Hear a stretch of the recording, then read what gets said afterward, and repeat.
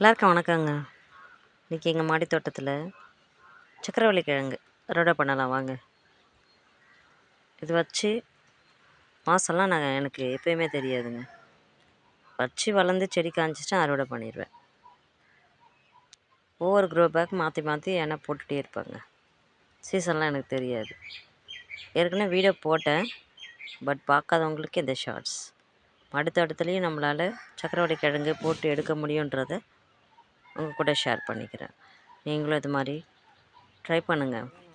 ஒரு இதே கொடியை கொஞ்சம் கட் பண்ணி விட்டு திரும்பி வேறு ஒரு க்ரோ பேக்கில் மண்ணை மாற்றி பதியம் போட்டோன்னு வச்சுக்கோங்களேன், அது அப்படியே வேர் பிடிச்சி கிழங்கு வர ஆரம்பிச்சிடும். பார்த்தீங்களா எவ்வளோ கிழங்கு எடுத்துருக்கு பார்த்தீங்களா? அதை கழுவிட்டு மண்ணிலேருந்து ஃப்ரெஷ்ஷாக ஆக்கி எடுத்து வச்சுருப்பாரு.